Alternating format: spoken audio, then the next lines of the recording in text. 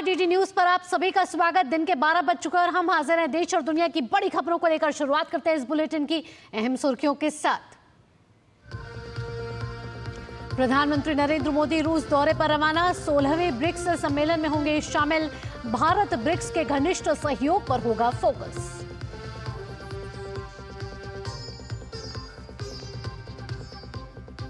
महाविकास अघाड़ी में सीट बंटवारे को लेकर तनातनी के बीच कांग्रेस जारी कर सकती है पहली सूची।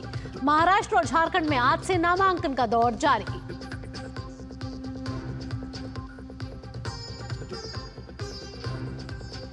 सुप्रीम कोर्ट आज नीट यूजी 2024 के फैसले की करेगी समीक्षा। याचिका में की गई न्यायालय के पिछले फैसले को पलटने की मांग।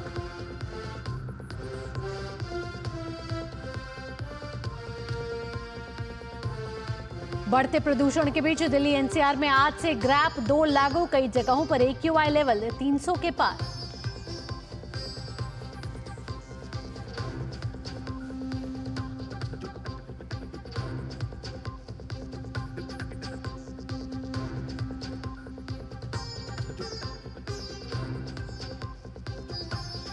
और चक्रवात दाना ने दी दस्तक। पश्चिम बंगाल और ओडिशा के तटीय राज्यों में हाई अलर्ट। कल से भारी बारिश की चेतावनी। गुरुवार को जगन्नाथपुरी के तट से टकराने की आशंका।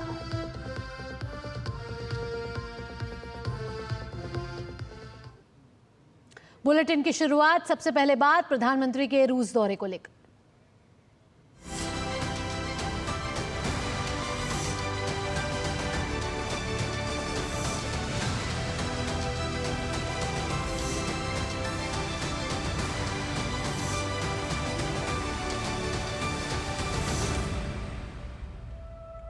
प्रधानमंत्री नरेंद्र मोदी आज रूस के कजान में होने वाले 16वें ब्रिक्स शिखर सम्मेलन में भाग लेने के लिए 2 दिवसीय यात्रा पर रवाना हो गए हैं।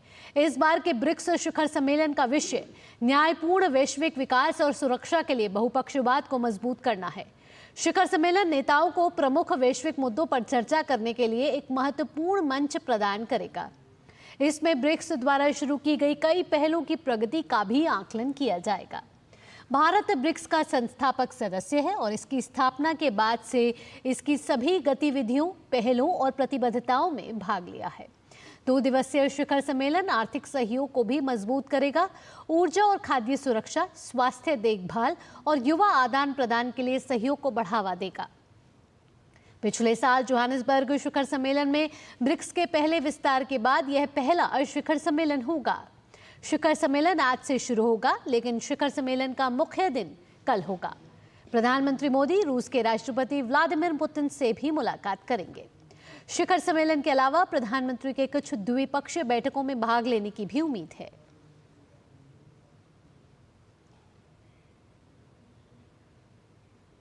सोलहवें ब्रिक्स शिखर सम्मेलन रूस की अध्यक्षता में कजान शहर में आयोजित किया जा रहा है। प्रधानमंत्री नरेंद्र मोदी 16वें ब्रिक्स सम्मेलन में हिस्सा लेने के लिए रूस के लिए रवाना हो चुके हैं, जहां प्रधानमंत्री मोदी ब्रिक्स सम्मेलन में हिस्सा लेने के साथ साथ रूस के राष्ट्रपति व्लादिमीर पुतिन के साथ द्विपक्षीय बैठक में भी हिस्सा लेंगे। पीएम मोदी के ब्रिक्स सम्मेलन में शामिल होने को लेकर हमारे संवाददाता आर्येंद्र प्रताप सिंह ने रूस में भारत के राजदूत विनय कुमार से खास बातचीत की है। प्रधानमंत्री ब्रिक्स शिखर सम्मेलन में शिरकत करेंगे, जो कि इस बार रूस के शहर कजान में होने वाली है। किस तरीके से ये यात्रा बेहद खास होने वाली है, क्योंकि ब्रिक्स के विस्तारित मंच पर भारत किन मुद्दों को प्रमुखता से रखेगा, इस विषय पर बात करने के लिए हमारे साथ मौजूद हैं रूस में भारत के राजदूत विनय कुमार जी। सर, प्रधानमंत्री जी का कजान आने पे क्या क्या बड़ा कार्यक्रम रहने वाला है? इस विजिट में, शिखर सम्मेलन में प्रधानमंत्री जी के पार्टिसिपेशन के अलावा प्रधानमंत्री जी की बायलैटरल मीटिंग्स भी होने वाली हैं प्रेसिडेंट पुतिन से और कुछ और शीर्ष नेताओं से। सर, ब्रिक्स क्योंकि पहली बार विस्तारित समूह के तौर पे इस मंच पे भारत किन प्रमुख मुद्दों को रखता नजर आएगा? ब्रिक्स का, जैसा आपने कहा कि 5 से संख्या बढ़ी है और भारत उसका फाउंडिंग मेंबर है, तो भारत का ब्रिक्स के प्रति कमिटमेंट बहुत डीप है और भारत में जो विकास हो रहा है, विकास दर जो इतनी तेज़ी से हो रही है, पार्टिसिपेशन के दौरान लोगों के साथ और देशों के साथ शेयर करेंगे डिजिटल पब्लिक इंफ्रास्ट्रक्चर जैसे। भारत में जिस रफ्तार से इसका विकास हुआ है ये बहुत सारे देशों को के इंटरेस्ट का है। यूनिफाइड पेमेंट इंटरफेस जो बहुत सारे देशों में हमने लॉन्च किया है और उसको और भी बढ़ाना, वुमेन लेड डेवलपमेंट और सस्टेनेबल डेवलपमेंट, प्रधानमंत्री जी ने जो शुरू किया है लाइफ स्टाइल फॉर एनवायरनमेंट, उसको बढ़ाना, क्लाइमेट चेंज को हैंडल करने के लिए ये बहुत ही इम्पोर्टेंट इनिशिएटिव है। विकासशील देशों के साथ में ग्लोबल साउथ के देशों को भी एक मंच के तौर पर आगे बढ़ाने की कोशिश हो रही है। आजकल दुनिया में चीज़ें हो रही हैं, उसमें मल्टीपोलैरिटी की हर क्षेत्र में जो इम्पोर्टेंट कंट्रीज हैं उनके बीच में कोऑपरेशन, उनके इंटरेस्ट के बारे में विचार और जो ग्लोबल इंस्टीट्यूशंस हैं उनमें कैसे ग्लोबल साउथ का और देशों का की भागीदारी बढ़े, ये बहुत ही इम्पोर्टेंट है। तो इन विषयों पे भी चर्चा हो। सर, मौजूदा समिट जिसका हम सब इंतजार कर रहे हैं, ब्रिक्स समिट में, ये दुनिया में दो बड़े संघर्ष इस वक्त चल रहे हैं, उनके साये के बीच में एक तरीके से कह सकते हैं कि आपको लगता है कि भारत की ये कोशिश या प्रधानमंत्री मोदी के व्यक्तिगत जो एफर्ट्स हैं, इसका रिकग्निशन भी कहीं ना इस मंच से दिखाई पड़ेगा? भारत का हमेशा से किसी भी समस्या को रिजॉल्व करने के लिए डायलॉग एंड डिप्लोमेसी को प्रश्रय देते हैं। एप्रिसिएशन है इसका कि हमारे पोजीशन का। तो बिल्कुल सर, हम उम्मीद करते हैं कि ये संबंध और गहरे होंगे। आप हमारे साथ देख रहे थे रूस में भारत के राजदूत विनय कुमार जी। फिलहाल आपने हमारे लिए वक्त निकाला, बहुत शुक्रिया।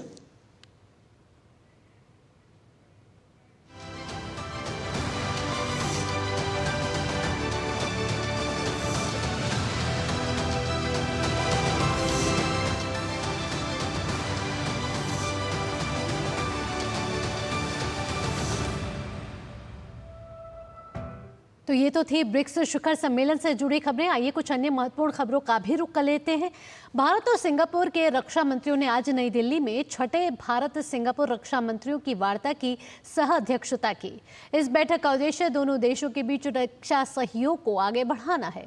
दोनों पक्ष ने इस दौरान साझा हित के क्षेत्रीय और वैश्विक मुद्दों पर विचारों का आदान प्रदान किया। सिंगापुर के रक्षा मंत्री डॉक्टर एनजी इंग हेन इस समय 3 दिन की भारत यात्रा पे हैं और आज सुबह उन्हें दिल्ली कैंट में गार्ड ऑफ ऑनर भी दिया गया।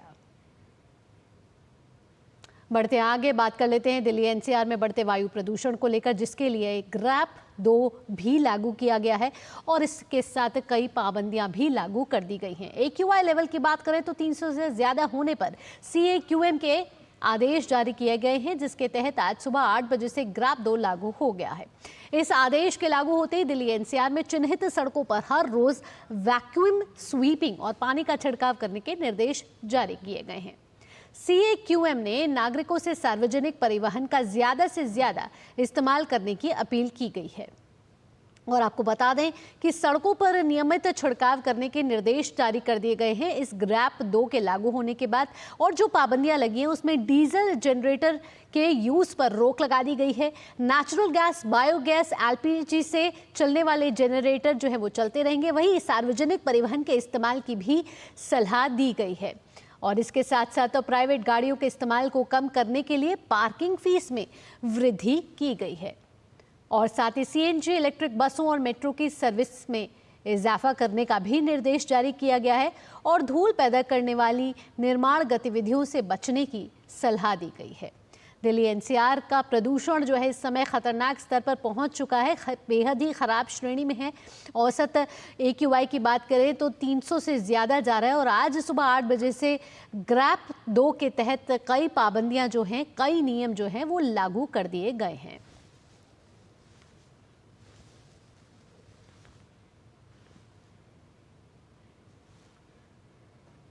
आज सुबह अक्षरधाम इलाके में AQI बहुत खराब श्रेणी में पहुंच गया।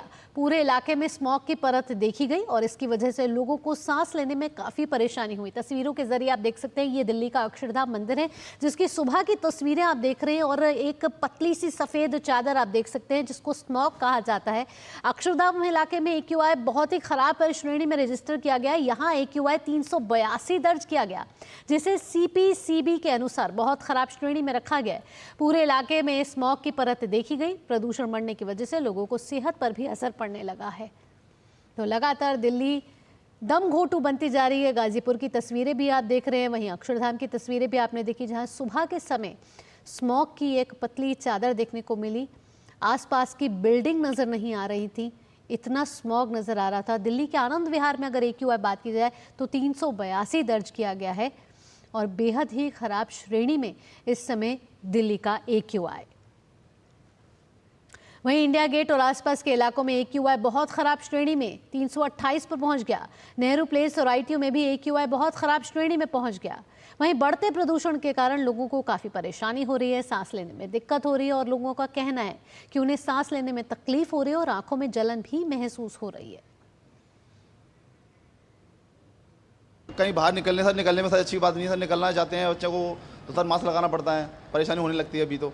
अब बट अगर बाद में दिक्कत होगी फिर बच्चों को इन्फेक्शन फैलेगा, दवाई लेनी पड़ेगी, परेशानी होगा। गरीब आदमी कहाँ से क्या करेगा। गवर्नमेंट को बहुत ज़्यादा ध्यान देना चाहिए इस चीज़ पे। बहुत प्रदूषण है, इसके लिए मेरा दरख्वास्त है कि इसको देखे जो यहाँ की सरकार है, ये देख के इसको सही कराए। यहाँ आदमी ज़्यादा बीमार पड़ रहा है। सरकार से यही है कि इसका जो प्रदूषण है ये थोड़ा कम होना चाहिए।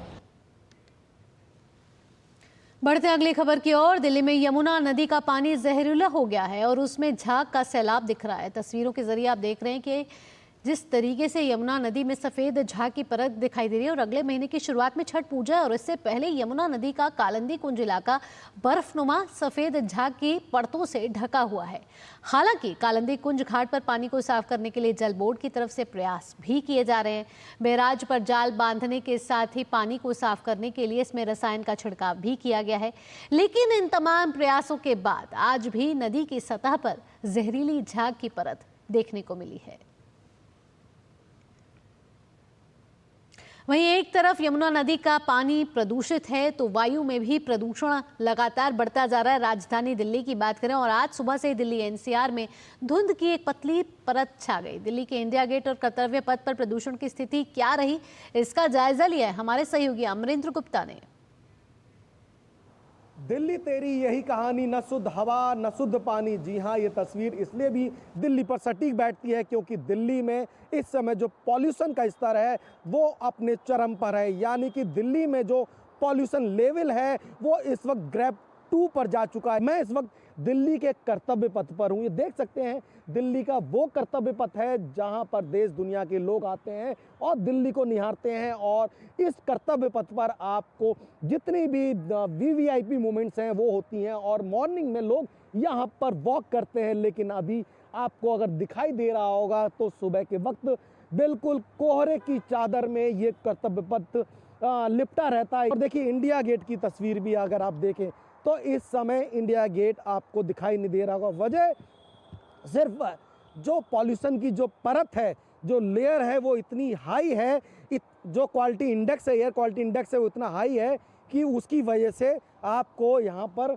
वो तस्वीर नहीं दिखाई दे पा रही होगी। राजधानी दिल्ली में पिछले कई सालों से अरविंद केजरीवाल सरकार सिर्फ दावे करती है, सिर्फ वादे करती है दिल्ली को संघाई बनाने का, लेकिन एक भी ऐसा काम जो धरातल पर है वो नहीं दिख रहा। कल ही अब देखिए कि अतिशी जो दिल्ली की मुख्यमंत्री है उन्होंने प्रेस कॉन्फ्रेंस की और दिल्ली के पॉल्यूशन पर बात नहीं की, दिल्ली के पॉल्यूशन पे सॉल्यूशन पर बात नहीं की। उन्होंने बात की कि कैसे जो यूपी और जो हरियाणा की बसें हैं वो दिल्ली में आकर पॉल्यूशन बढ़ा रही हैं, उन्होंने इस पर इशारा किया। तो कुल मिलाकर दिल्ली और दिल्ली की सरकार ने पिछले कई सालों से दिल्ली को ठगा है और लगभग यही तस्वीर आए दिन दिखती है जो बेहद चौंकाने और डराने वाली है। दिल्ली के कर्तव्य पथ से कैमरामैन मोंटी सिंह के साथ अमरेंद्र गुप्ता, DD न्यूज, दिल्ली।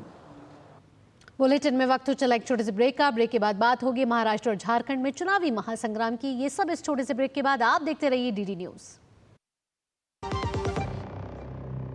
कभी नाच गाना और बेहतरीन खाना, कभी सास बहू की नोक-झोंक में स्वाद का मुस्कुराना, कभी रिश्तों में मुस्कुराहट और स्वाद भरना।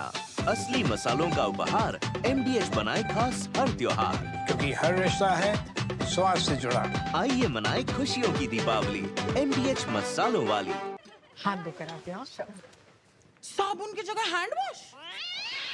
मोहन का प्रमोशन हो गया क्या? सैवलॉन हैंड वॉश तो हमारा रोज का है। सिर्फ 10 रुपए में 200 ml हैंड वॉश बनाओ। Savlon powder to gel hand wash, germ से बचाए, शान बढ़ाए। बेटियां घर की रौनक हैं। बेटियां घर संवारती हैं।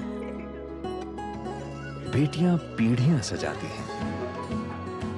बेटियां घर की बुनियाद कहलाती हैं। बेटियों को सलाम करता है मोंगिया स्टील, स्टील का बादशाह। और इस वक्त की बड़ी खबर आ रही है मध्य प्रदेश के जबलपुर से, जहां ऑर्डिनेंस फैक्ट्री में बड़ा धमाका हुआ है। हादसे में 13 कर्मचारी घायल हो गए हैं। और आपको बता दें कि मध्य प्रदेश के जबलपुर के खमरिया स्थित ऑर्डिनेंस फैक्ट्री में ये बड़ा हादसा हुआ है, जहां फैक्ट्री में ज़बरदस्त धमाका हुआ है। हादसे में 13 कर्मचारी घायल हो गए हैं और मौके पर फैक्ट्री के कर्मचारियों की ओर से रेस्क्यू काम जारी है। वहीं F6 सेक्शन में एरियल बम में ये बड़ा धमाका हुआ है और धमाके से बिल्डिंग भी धराशायी हो गई है। और आपको बता दें कि इस वक्त ये बड़ी खबर आ रही है मध्य प्रदेश के जबलपुर के खमरिया स्थित ऑर्डिनेंस फैक्ट्री की। और इस फैक्ट्री में आपको बता दें कि सेना के लिए हथियार और बम बनाए जाते थे। और स्थानीय लोगों के मुताबिक धमाके की आवाज़ कई किलोमीटर दूर तक सुनाई दी है। हालांकि घायलों का इलाज एक प्राइवेट अस्पताल के बर्न यूनिट में अभी चल रहा है। और मध्य प्रदेश के जबलपुर में ऑर्डिनेंस फैक्ट्री की से ये बड़ी खबर, जहां एक धमाका हुआ है, ज़ोरदार धमाका हुआ है, कई किलोमीटर तक इसकी आवाज़ सुनाई दी है। हादसे में 13 कर्मचारी जो हैं वो घायल हो गए हैं। रेस्क्यू काम हालांकि जारी है, आग को बुझाया जा रहा है और फैक्ट्री प्रबंधन ने तत्काल घायलों को अस्पताल में भी भर्ती करा दिया गया है। आदित्य श्रीवास्तव जुड़ गए हैं अपडेट के साथ। आदित्य, क्या है ताज़ा अपडेट? कितने लोगों के हताहत होने की खबर है और घायलों को किस अस्पताल में भर्ती कराया गया है और आग को बुझाने के लिए किस तरीके से रेस्क्यू ऑपरेशन चलाया जा रहा है? देखिए, बड़ा भयावह हादसा है। खमरिया में जबलपुर में ऑर्डिनेंस फैक्ट्री है, जहां सेना के हथियार और बारूद बम वगैरह जो है वो बनते हैं। और बिल्डिंग नंबर 6 जो है वहाँ पर दरअसल बम की फिलिंग करते वक्त, जब बम में बारूद भरा जा रहा था, उस वक्त फिलिंग करते वक्त ये पूरा हादसा हुआ है। तेज धमाका था और इस धमाके में वहाँ आसपास के जो कर्मचारी थे वो हताहत हुए हैं। करीब 13 कर्मचारी जो हैं उनके अब तक घायल होने की सूचना मिली है और करीब 2 लोग ऐसे बताए जा रहे हैं जो गंभीर रूप से घायल हैं। अब तक अगर देखा जाए तो आधिकारिक तौर पर कोई ये नहीं बताया गया है कि कुल कितने घायल हैं, लेकिन जो सूचना अंदर से आ रही है वो यही है कि 13 लोग घायल बताए जा रहे हैं। फिलहाल रेस्क्यू चल रहा है। बिल्डिंग नंबर 6 है और क्योंकि मलबा वहाँ पे काफी ज्यादा हो गया है, बिल्डिंग को क्षतिग्रस्त हुई है, तो मलबा के नीचे भी कई लोग जो है वो दबे हुए हैं, उनको निकालने का काम फिलहाल चल रहा है। और चूंकि ऑर्डिनेंस फैक्ट्री का ये पूरा मामला है, तो लिहाजा पूरा सेना का ही मामला है वहाँ आसपास में, वो भी उसको पूरा रेस्क्यू ऑपरेशन में लगा हुआ है। स्थानीय प्रशासन भी वहाँ पर पूरी तरीके से पहुँच चुका है और लगातार अब कोशिश यही है क्योंकि जो गंभीर घायल हैं उनको अगर जबलपुर में इलाज नहीं मिल रहा है तो ये भी कहा जा रहा है कि भोपाल में कई व्यवस्थाएं कर दी गई हैं, उनको एयरलिफ्ट कर भोपाल भी लाया जाएगा। तो अभी फिलहाल जानकारी यही है कि जो गंभीर रूप से घायल है संभवतः हो सकता है कि उनको भोपाल भी रेफर किया जाए। जी आदित्य, क्योंकि ये बहुत ही हाई सिक्योरिटी एरिया है और ये जो पूरा सेना के हथियार और बारूद यहाँ बनाए जाते थे, ऐसे में ब्लास्ट के क्या कारणों का कोई प्रारंभिक जांच में या प्रारंभिक तरीके से कोई पता चल पाया है? देखिए, अभी फिलहाल उसके कारणों का पता नहीं चल पाया कि ये बात जरूर है कि बड़ा हाई सिक्योरिटी जोन होता है, सेना का ये पूरा एरिया होता है और वहाँ पर ये जांच जरूर होगी। थोड़ी देर में जांच के आदेश दिए जाएंगे। अपने ऑर्डिनेंस फैक्ट्री का प्रबंधन जो है वो भी इन्वेस्टिगेशन करेगा कि आखिर इसके कारण क्या है। लेकिन फिलहाल हमने ये बात पूछी भी, जो ऑर्डिनेंस फैक्ट्री के लोग हैं, ऑफिशियल्स हैं, उनसे फोन पर जानकारी लेने की कोशिश की तो उनका यही कहा कि ये तो बात का विषय है, लेकिन पहला विषय यही है कि जो लोग घायल हुए हैं उनको सही तरीके से इलाज मिल सके और वो उनको बचाया जा सके और उन लोगों के फिलहाल देख की जा सके और उनको अगर सही इलाज उचित मुहैया हो पा रहा है जबलपुर में तो दूसरी जगहों पर भी एयरलिफ्ट करने पर फिलहाल प्रयास चल रहे हैं। संभवतः ये कहीं ना कहीं इसकी वजह क्या है ये जरूर कुछ देर बाद सामने आ जाएगी, लेकिन फिलहाल आधिकारिक तौर पर इस विषय पर अभी कोई नहीं बोल रहा है। जी आदित्य, बहुत ही संक्षेप में आपसे पूछना चाहेंगे कि जो लोग गंभीर रूप से घायल हुए हैं, क्या वो वहीं काम करने वाले कर्मचारी हैं? जी बिल्कुल, अभी जानकारी यही है कि चूंकि वहाँ पे वही लोग होते हैं जो उस ऑर्डिनेंस फैक्ट्री में काम कर रहे होते हैं, और जो गंभीर रूप से घायल हुए हैं वो वही लोग संभवतः हो सकते हैं जो जहाँ पर ये ब्लास्ट वो जो बारूद भरते समय जो बताया जा रहा है कि हुआ है, संभवतः ये वही लोग हो सकते हैं। अब ये थोड़ी देर बाद ऑर्डिनेंस फैक्ट्री की तरफ से कुछ आधिकारिक सूचना जब बाहर निकल कर आएगी तो और स्थिति की जानकारी जो है वो ठीक आपके सामने आएगी। आदित्य, आप इस हादसे पर नजर बनाए रखेगा, आगे भी आपसे अपडेट लेते रहेंगे। फिलहाल आपका बहुत बहुत धन्यवाद। यहाँ रुकेंगे एक छोटे से ब्रेक के लिए। ब्रेक के बाद बात होगी महाराष्ट्र विधानसभा चुनाव के चुनावी महासंग्राम की। आप जुड़े रहिए डीडी न्यूज के साथ।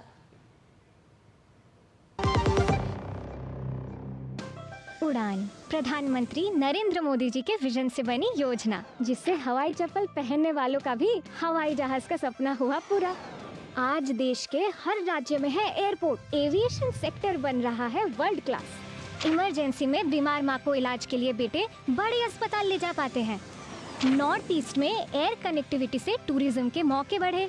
लोकल कारोबारी, ढाबे, होटल वाले सबकी तरक्की के रास्ते खुले। उड़ान लोकल इंस्पिरेशन की, उड़ान रीजनल इकोनॉमी की, उड़ान विकसित बनते भारत की। उड़ान योजना के 8 साल बेमिसाल।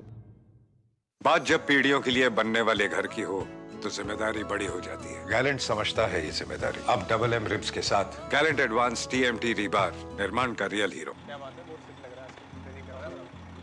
3 महीने में पैसे डबल? वाह, फास्ट और हाई रिटर्न्स भी। क्या स्कीम है? कल तो नहीं थी यहाँ, और कल होगा भी नहीं। तूने कभी 5 ओवर में डबल सेंचुरी मारी है? ऐसे स्कीम के बहकावे में आके हम धोखा खा सकते हैं। और RBI कहता है अपना पैसा सुरक्षित रखो और समझदारी से निवेश करो। अगर ज्यादा रिटर्न के पीछे भागोगे तो रिस्क भी उतना ही उठाओगे। और फास्ट रिटर्न से बच के, और फास्ट बॉलिंग से भी। RBI कहता है जानकार बनिए, सतर्क रहिए। बेटियां घर की रौनक हैं। बेटियां घर संवारती हैं। बेटियां पीढ़ियां सजाती हैं। बेटियां घर की बुनियाद कहलाती हैं। बेटियों को सलाम करता है मोंगिया स्टील, स्टील का बादशाह। ब्रेक के बाद आपका स्वागत। और ब्रेक से जाने से पहले हमने आपको बड़ी खबर से अपडेट किया था, जहां मध्य प्रदेश के जबलपुर से एक खबर आ रही है, जहां ऑर्डिनेंस फैक्ट्री में एक बड़ा धमाका हुआ है। ये ताज़ा तस्वीरें आप देख रहे हैं मध्य प्रदेश के जबलपुर इलाके की, जहां ऑर्डिनेंस फैक्ट्री खमरिया के F6 में भीषण बम ब्लास्ट हुआ है। ये यहाँ पे करीब 1 दर्जन से ज़्यादा जो कर्मचारी हैं वो गंभीर रूप से घायल हुए हैं। इलाज चल रहा है एक प्राइवेट अस्पताल में। और साथ ही साथ आपको बता दें कि मौके पर अफरा तफरी का माहौल हो गया था। आग पर काबू पाने के पूरे प्रयास किए जा रहे हैं और घटना की सूचना पर पुलिस प्रशासन के साथ अधिकारी मौके पर पहुंच गए हैं। आदित्य हमारे साथ ज़्यादा जानकारी के साथ एक बार फिर जुड़ गए हैं। आदित्य, अगर धमाके में बिल्डिंग की बात की जाए तो कहा जा रहा है कि पूरी तरीके से इतना तेज धमाका था कि कई किलोमीटर तक इसकी आवाज़ सुनाई दी। क्या बिल्कुल बिल्डिंग क्षतिग्रस्त हो गई है, धराशायी हो गई है?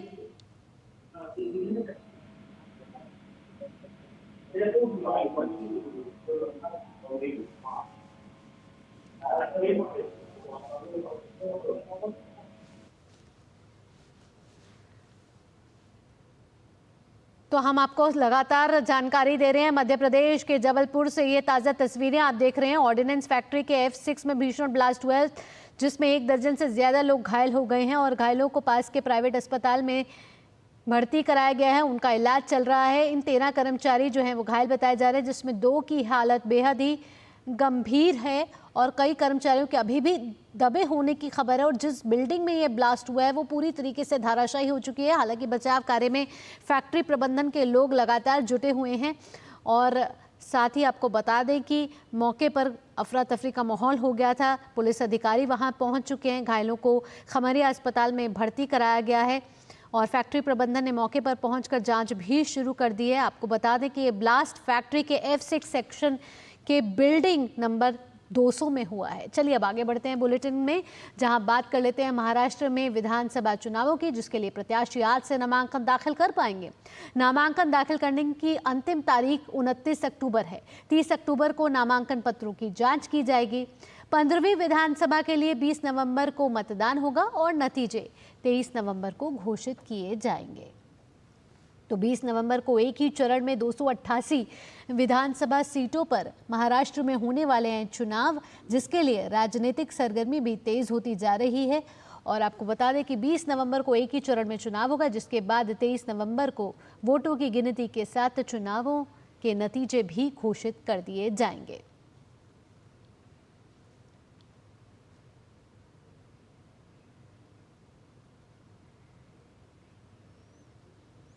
महाराष्ट्र विधानसभा चुनाव से पहले महाविकास अघाड़ी में चल रही टकराव की स्थिति जस की तस बनी हुई है। कांग्रेस और उद्धव ठाकरे की शिवसेना के बीच चल रही सीटों की खींचतान खत्म होती नजर नहीं आ रही। दोनों के बीच खासतौर पर विदर्भ की 12 सीटों को लेकर तनातनी चल रही है। ऐसे में अब दोनों के बीच के तनाव को सुलझाने और मध्यस्थता करने के लिए शरद पवार सामने आए हैं।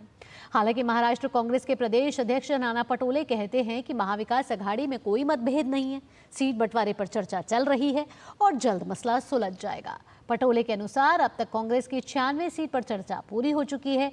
एनसीपी प्रमुख शरद पवार और शिवसेना प्रमुख उद्धव ठाकरे आज फिर से मुलाकात करने वाले हैं। दरअसल कांग्रेस के विदर्भ के नेताओं की दलील ये है कि जैसे ठाकरे की शिवसेना का गढ़ कोंकण है, वैसे ही विदर्भ कांग्रेस का गढ़ है और कांग्रेस अपने किले में अधिकतम जगह लेने की दिशा में काम कर रही है। दरअसल आपको बता दें, लोकसभा चुनाव में कांग्रेस को विदर्भ में बड़ी सफलता मिली थी, इसलिए कांग्रेस ने विधानसभा चुनाव में भी विदर्भ की सीटों पर दावा ठोका है। लेकिन जब से ठाकरे गुट ने इसमें कुछ सीटों की मांग की है, तो कांग्रेस और ठाकरे गुट में विवाद की स्थिति पैदा हो गई। इसलिए विदर्भ के कांग्रेस नेता दिल्ली में डटे हुए हैं। इससे पहले कल दिल्ली में कांग्रेस केंद्रीय चुनाव समिति की बैठक हुई। उम्मीद है कि आज उम्मीदवारों की सूची कांग्रेस जारी कर सकती है।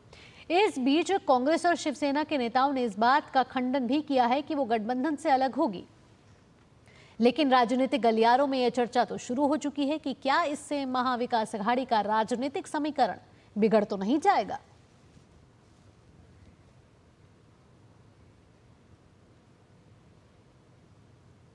और महाराष्ट्र के बाद अब बात कर लेते हैं झारखंड विधानसभा चुनाव की। कांग्रेस ने झारखंड विधानसभा चुनाव के लिए 21 उम्मीदवारों की अपनी पहली सूची जारी कर दी है। झारखंड सरकार में मंत्री रामेश्वर उरांव लोहरदगा विधानसभा सीट से चुनाव लड़ेंगे, जबकि पार्टी के वरिष्ठ नेता डॉक्टर अजय कुमार जमशेदपुर पूर्वी सीट से चुनाव लड़ेंगे। राज्य के मंत्री डॉक्टर इरफान अंसारी को उनकी मौजूदा जामताड़ा विधानसभा सीट से मैदान में उतारा गया है। कांग्रेस की केंद्रीय चुनाव समिति ने इन नामों पर मोहर लगा दी है। तो झारखंड के लिए कांग्रेस के 21 उम्मीदवारों की पहली सूची जारी कर दी गई है। इसी के साथ इस बुलेटिन में इतना ही। देश और दुनिया की बड़ी खबरों के लिए आप देखते रहिए डीडी न्यूज़। मुझे दीजिए अनुमति। नमस्कार।